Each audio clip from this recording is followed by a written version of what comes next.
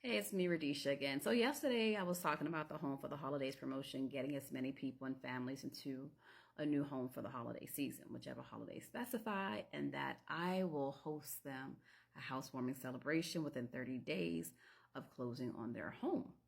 I can do that as the real estate broker, right? And so we also talked about financing, speaking to a mortgage broker. So look at those previous posts and videos that I shared. But today, I want to put you in the mindset to think about, where do you really desire to live? What type of home do you want? What don't you want? Do you have a clear vision and picture so that when you see it, you know that's it, versus just saying, okay, I want a home. I want to live anywhere. Anywhere is good for me. And then you find anywhere and then you don't want anywhere because anywhere doesn't make any sense, right?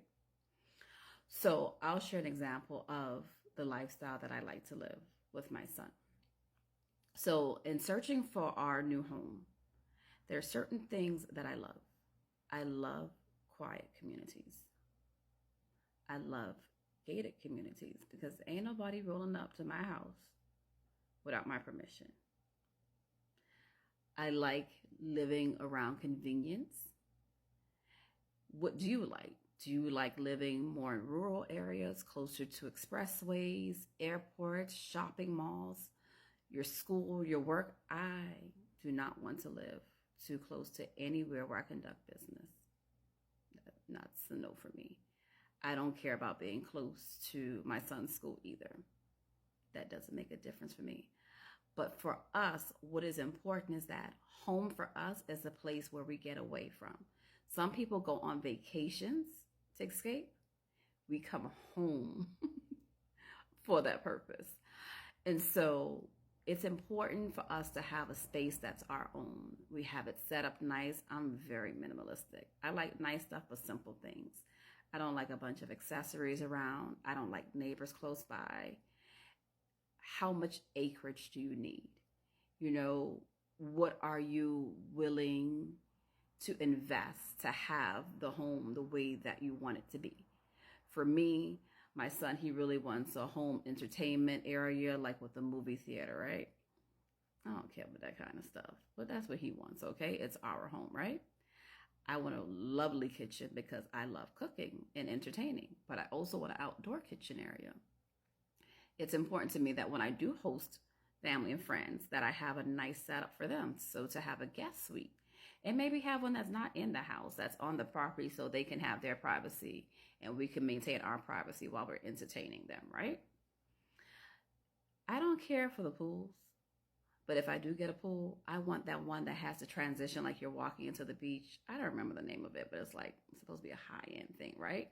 So I want that nice beach-like transitional type of pool thing, probably with salt water versus chlorine, since I'm not big on the chemicals.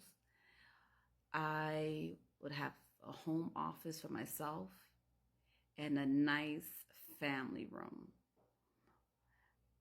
I would like to have a yard where we can do edible gardening and landscaping, where we can plant and garden and do all these nice little fancy techniques I saw in the home gardening books that I've been researching for like 10 years for the way that I want my yard to be. So I know what is important for me. If I ever do get married, that's a big if I would like to have a room set up where we only come together to sleep in the room. You have your own bathroom section and closet and tub and shower and everything. I don't want to share no sink, no toilet area, nothing. Two completely different bathrooms for us. It could be in the suite. We probably have to just get custom built, right? The only thing we're going to share is the bed. That's it. But what I really want in a home that I'll probably have to get custom built is a penthouse suite type of bedroom, because I want my room to be multi-level, my home to be multi-level. So I want my primary suite, or whatever they want to call it now. We grew up saying master bedroom. I want it to be 2 floors. And I also wanted to have rooftop access for outdoor dining, because for my home on the top level, I would like to have rooftop access for a social area. And so I'm taking you through these things because I've thought about everything that I really want in a room. All of the rooms will have their own walk-in closet, their own bathroom. Nobody is sharing a bathroom in my home.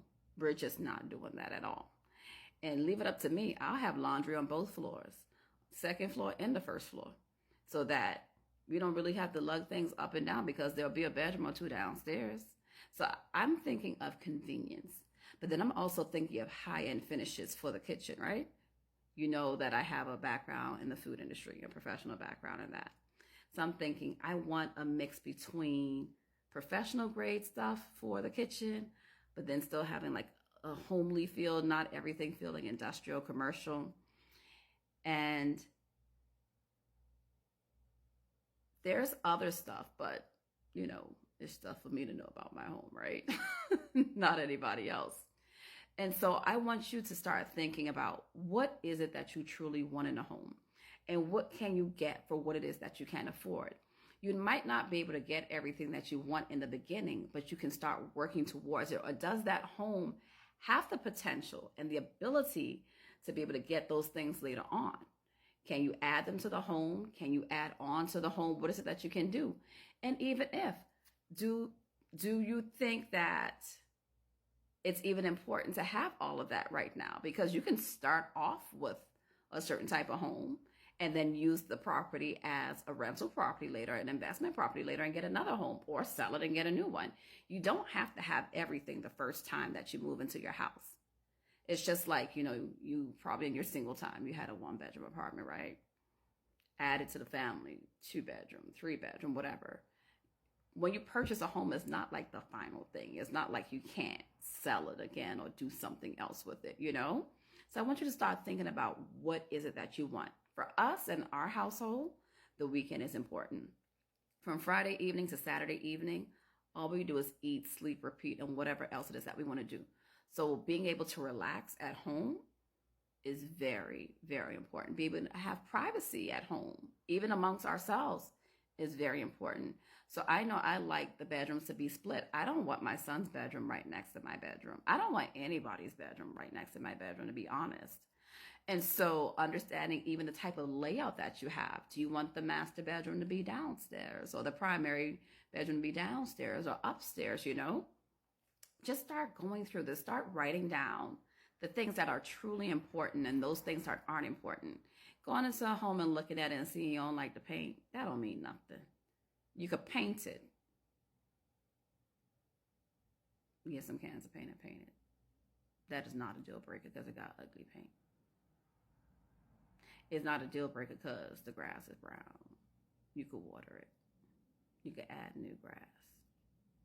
But what could be a deal breaker is that your neighbor's home next door isn't well kept, or it's noisy, or it's just completely not what you want, but it fits your price range and your budget or something like that, So think about these things, and then the next time we have a conversation, we can start going through the other steps in the process that you'll need to consider when selecting your home. Are you interested in being in a community with an association? Are you willing to pay those association fees forever and ever, ever, ever, ever? Are you willing to pay somebody to tell you what you can and can't do to your house? Or do you prefer an area where you can build your home and live as you desire with very few restrictions? You got to think about that. What are you willing to give, and what are you willing to take? And I ain't want nobody telling me how to live. But I also understand that with that, I still have to be a responsible homeowner. Oh, and also, would this be a homestead property? If you're married and you're separated, in the state of Florida, separation is not really recognized when it comes down to this home buying stuff. So if it's going to be a homestead property, you're going to need to have to talk to your partner. But if it's not a homestead property, you could go on with business as usual. And then think about how you want to protect your home. Are you going to put it into a trust? How are you going to do these things? Are you going to have elderly parents living with you? Is it not the best to have a multi-floor home? So I just really want you to think. So this is Radisha Francis, your real estate broker, your realtor, licensed real estate broker with a distinctive lifestyle real estate company, just stopping in to talk about real estate with you. And I hope to see you soon and work on your next transaction.